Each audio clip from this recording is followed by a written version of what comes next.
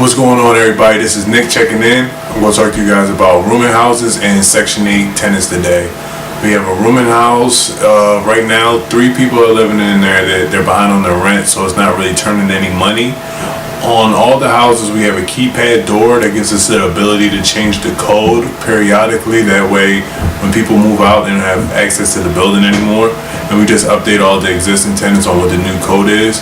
We went over there yesterday. Well, I went over there yesterday to check on the house, and the tenants switched out the keypad with a deadbolt lock. So yesterday evening when I went over there, we didn't have access to the house at all. We couldn't go in there. We couldn't do anything of that nature.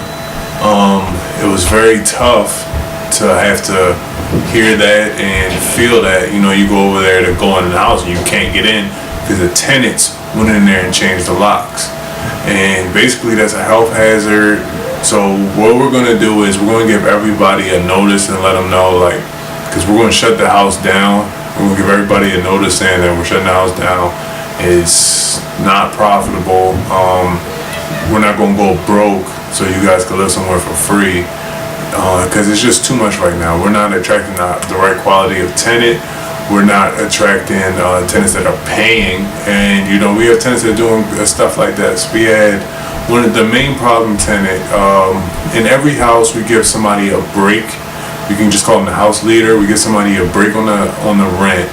And they take out the trash, make sure the trash is taken out, make sure there's not food and dishes in the sink. We give them a little break on the rent for that, call him the house leader. So the guy upstairs gets into it, but we had this young dude in there. He was, he made sure everything was clean, swept it, all that kind of stuff. And he got a protection order against the house leader and kicked him out.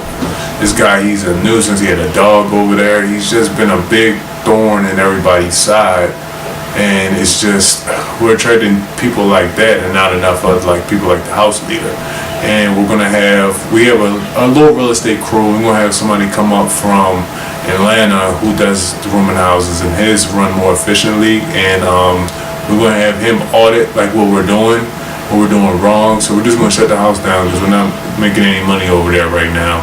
Give everybody a notice and tell them that we had to leave, and maybe we have to reevaluate the area, because it might not be an area that can sustain it, because these are the tenants that we're getting. It might be how we're marketed in, but we're going to shut it down, start from zero, and maybe switch it back to a regular rental if, once the guy comes up from Atlanta and lets us know what we're doing wrong, what we're doing right. Once we talk to him, get his advice, and see what we do moving forward. But we're going to shut the house down now. It doesn't get any worse, and most importantly, nobody gets hurt. So I guess the takeaway from that is, if you're doing the rooming houses, you probably want a house leader and somebody there in charge of taking out the trash and stuff like that. Because if you leave it up to them, they're going to be like, it's not mine. Oh, I'm not worried about that. I didn't do that. That's not my trash. That's going to be what you hear. So you pay somebody, don't even pay them, give them a little break in the rent, make sure those things are done, and now they're responsible for taking out the trash and stuff, but you don't have to go do it yourself. And that's kind of frees you up to do more stuff, and they get a break in their rent, so it's a win-win for both of you guys. Also, I guess another takeaway is, man, tenants can do anything. So what we're gonna do is every Sunday at 5, we're gonna handle rooming house stuff, and we're gonna have to make sure, check on all the houses, because sometimes we would just do it when we go and pick up rent. And some people pay rent monthly, some people pay rent twice a week. So it might be a week where nobody went to go check on the house, and this probably happened within one of those weeks. So we dropped the ball there and not checking on it enough, because they changed the locks. From the last time I was over there, they changed the locks and must have gave everybody who's still living there a key.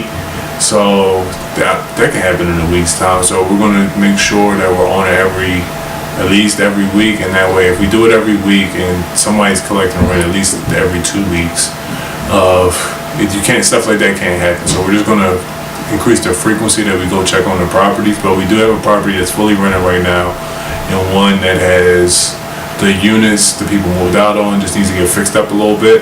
So the other 2 houses that we're looking at right now, those will be operating in tip-top shape pretty soon. So we got another 2 houses that are about to be full. One is full and one is about to be full. So that's pretty good. We just had this hiccup.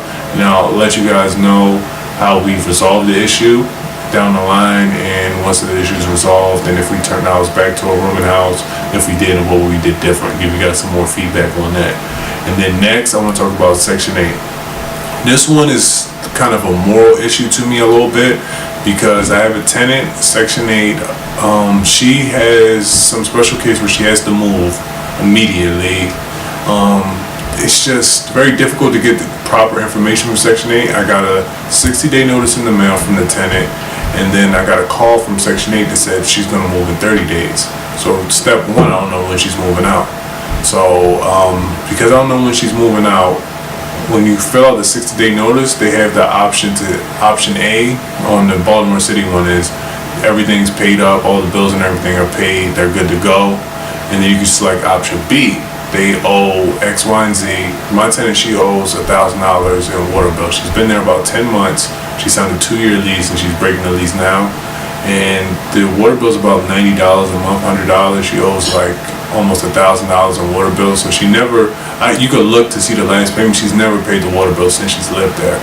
She's moving because of special circumstances and stuff, but the moral issue comes into play because if she tries, she cannot move until she pays. She cannot move with her voucher until she pays that water bill off.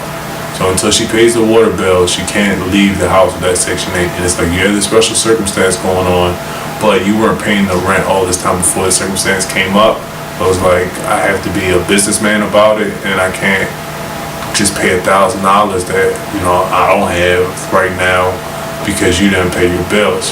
Like, it's tough because it's got to be a too bad, too sad situation, but I understand being on that side of her. I understand her shoes where it's like stuff is coming up, but it's tough. It's a tough situation. I don't want to speak too much on it, but basically to handle that situation, talking to Section 8, I had to go downtown because it's not Baltimore City.